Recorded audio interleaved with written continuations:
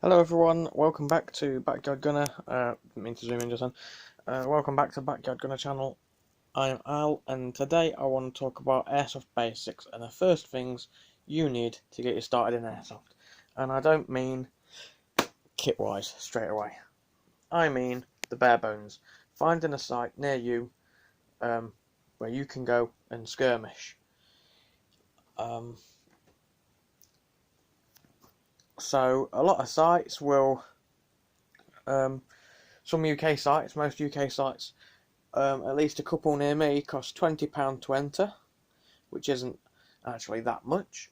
And then you can, for £40, you can join the airsoft site, but then you can hire weapons and kit.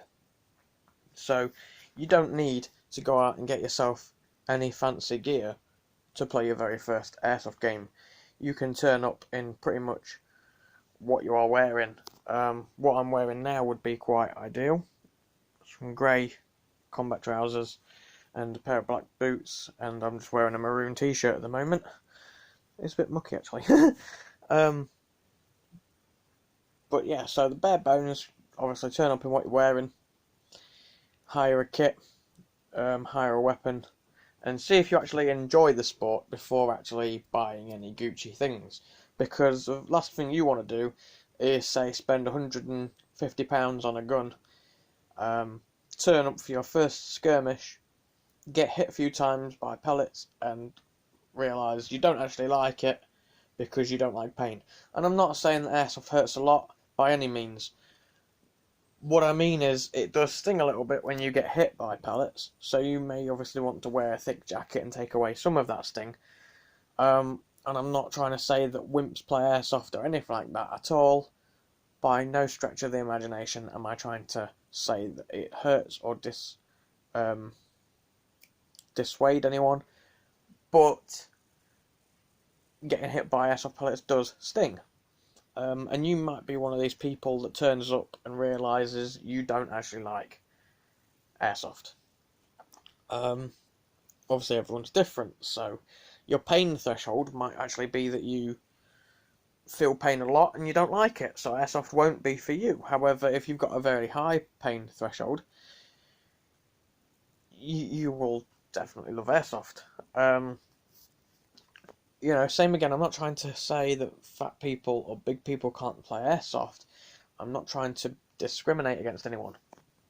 But if you are overweight, and for example you can't run around a lot, if you go to a site that, because obviously you can have indoor sites, outdoor sites, if you play at a site where it's quite a big area for you to cover, you might struggle with it. So then obviously you're not going to enjoy it as much as someone who's athletically built and who can, who has a lot of stamina and can run around all day.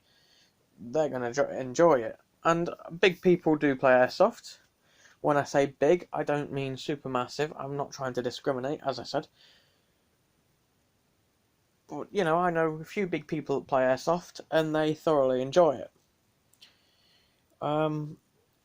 So, moving on slightly. If you find you do enjoy it, you found a site near you, and you thoroughly enjoy airsoft, then the first thing I would look at when I get my first piece of kit is definitely eye protection. These are cheap specs, but they're not ones that came with a gun or anything. They're actually a good quality. Came in this little clear packet, which actually is pretty decent for them, keeps them clean. And I've just put Ghost Panther or GPAT on there for Ghost Panther Airsoft Team, so that I know these ones are mine. Not that a lot of people go for things like that, they all go for Gucci eye protection, but if it does you, it does you, really. So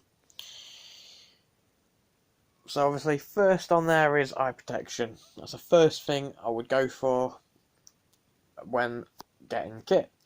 Eye protection and full face protection, if that's the kind of thing. I know that a lot of sites in the UK, if you're under 18, you have to wear full face protection.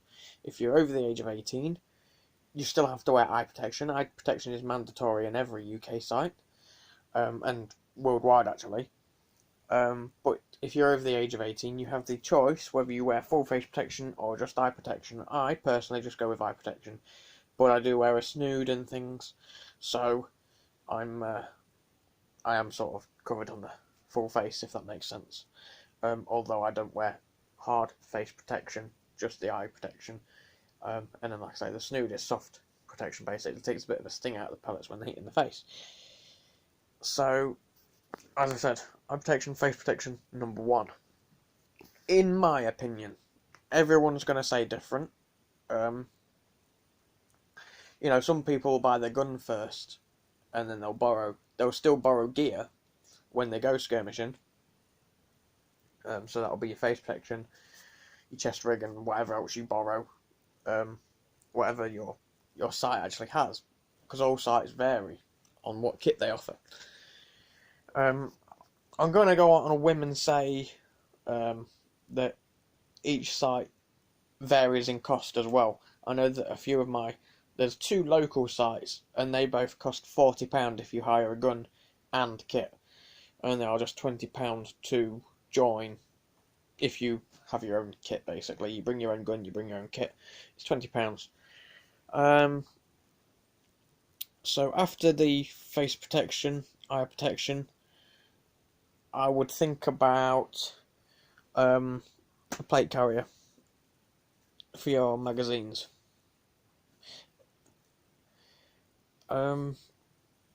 Any plate carrier will do. I mean, I got this in a mystery box. Plate carrier was 15 quid, all round about that. So not very expensive, but does the job. And then obviously the belt I got in a mystery box, which actually helps me out a little bit, because I put my first aid kit on here, my sidearm, and other stuff on there, but I won't go through all that. That's in my other videos. If you guys want to check those out, there are playlists. I won't link videos because I'm just personally a little bit lazy.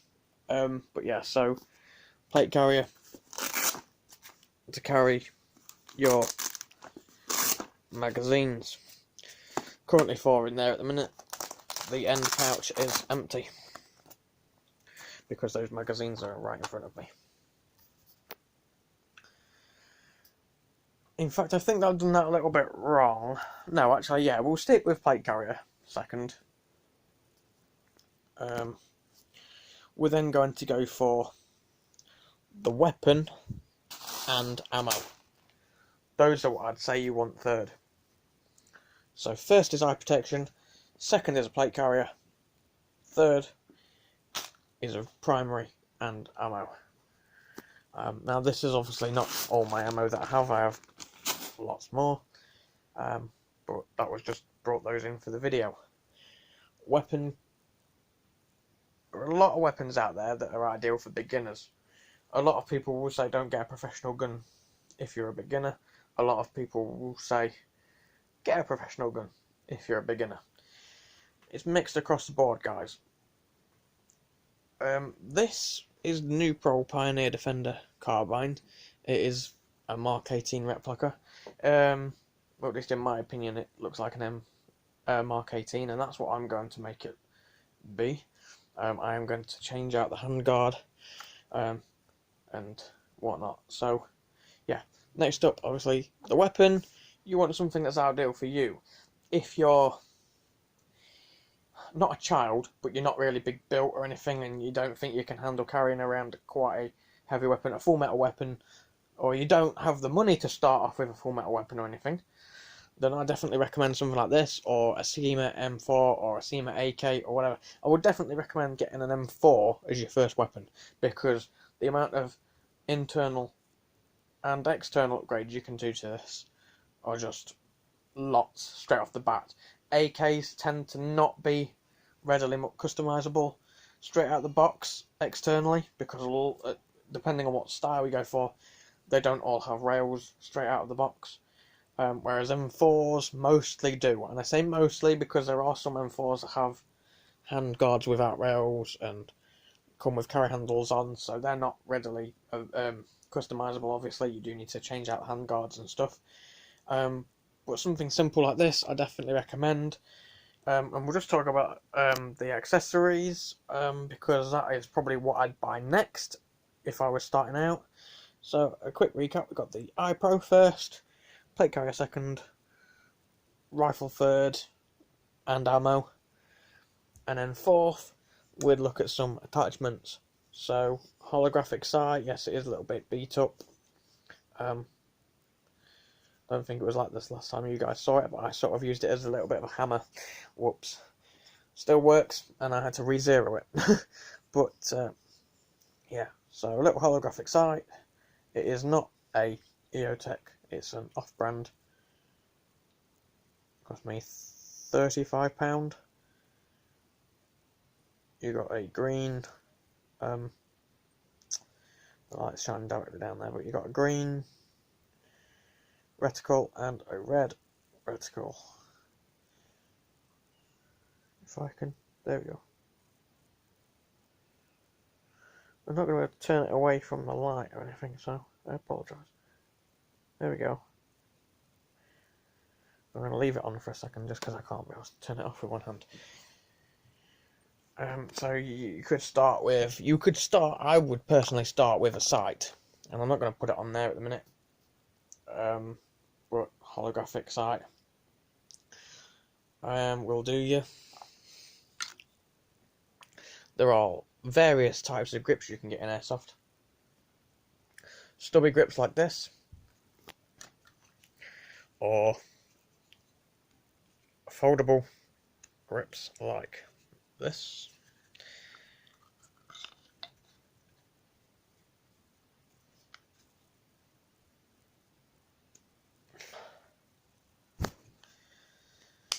I hate using one hand, it's stupid, but I don't have a tripod or anything for my phone, so it's going to have to make do. So you've got foldable grips like this,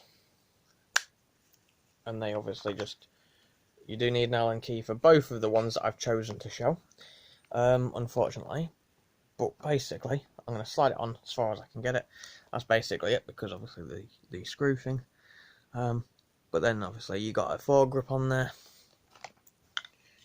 Or you can have the stubby one. I personally prefer the stubby one because A, it's tan, and B, it's quite small, so you can keep this compact rifle compact. It's great for CQB. And then obviously I've got a torch as well. The torch mount came in a mystery box, although I do have another one. This is actually the one that I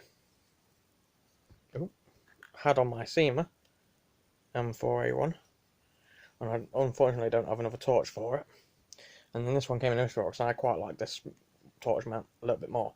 Now you may be wondering what's the difference. There isn't much. This finger tight screw thing here, actually, I prefer more than the hexagon shaped one. So yeah, then obviously you've got your attachments. What I would look at next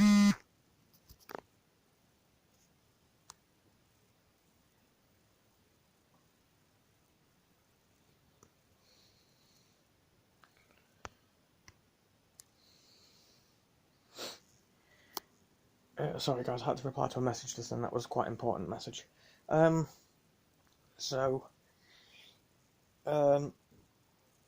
Next I would look at a sidearm, and I'm quite lucky that I didn't really have to pay for my sidearm, well my Glock at least, because it came in a mystery box. Glock 17 came with a red dot sight on it. I've took it off because I actually prefer it without. Came with one magazine. I bought a spare. And as I said, it came in a mystery box, so I'm quite lucky that I didn't have to pay for that really. However, this one, the Smith & Wesson replica, I did pay for.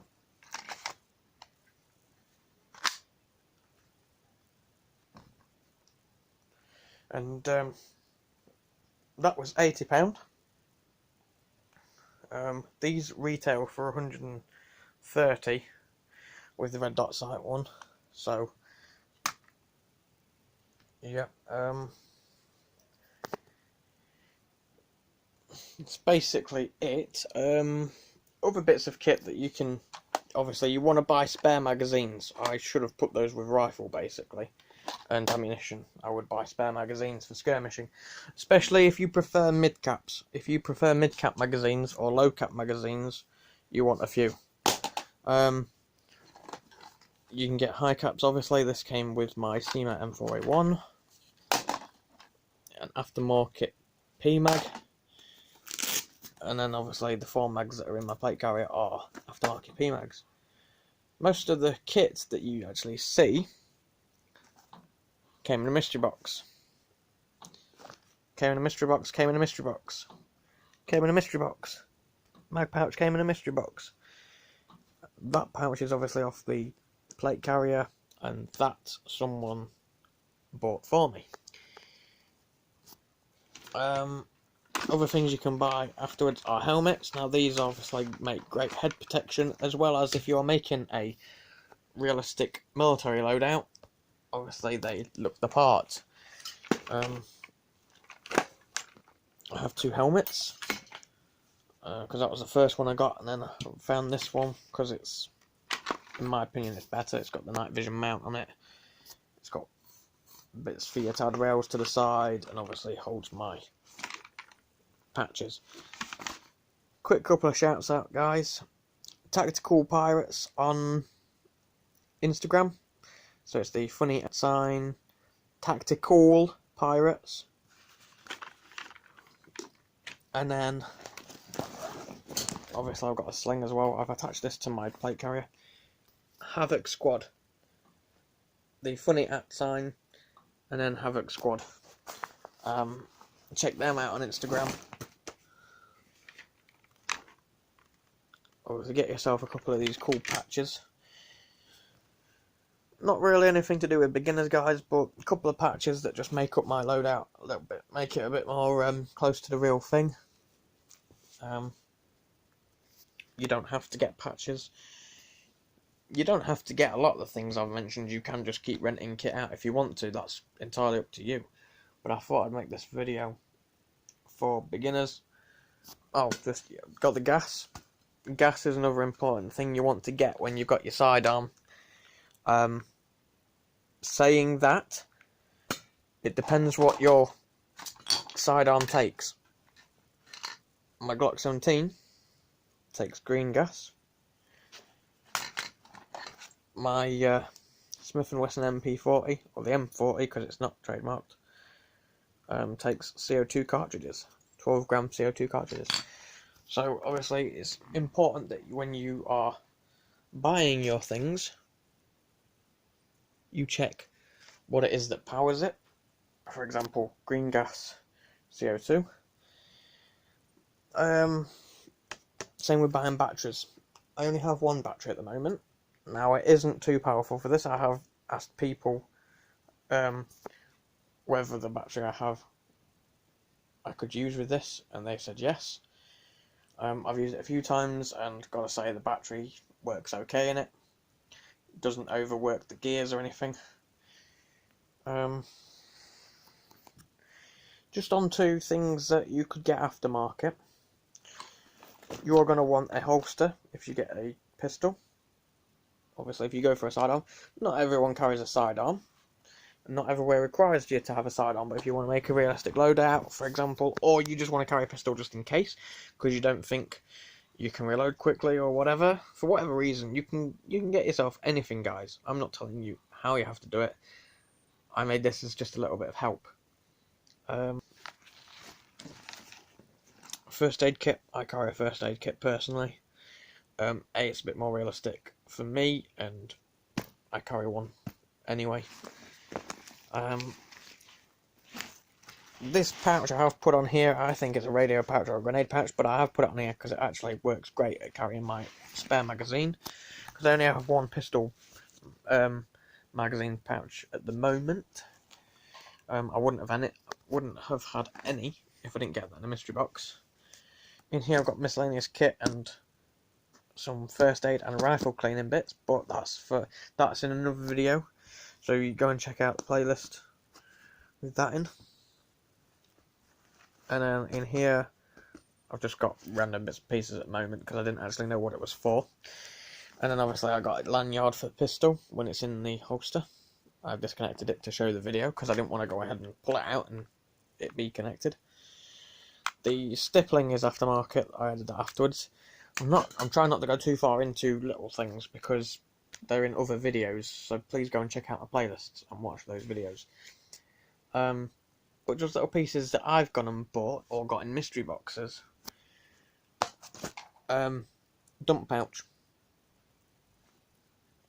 Under the zip, folds out, which is quite nice. It folds away nicely. And like I say, some of the patches I got in mystery boxes, and some of the patches I've gone and bought because I just love patches. In fact, I have a shirt for another video that I can show off because I've put a load of patches on that. I might do a patch video actually.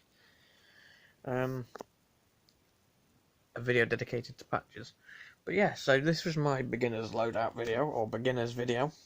Your guide to beginning Airsoft. And just a few of the things that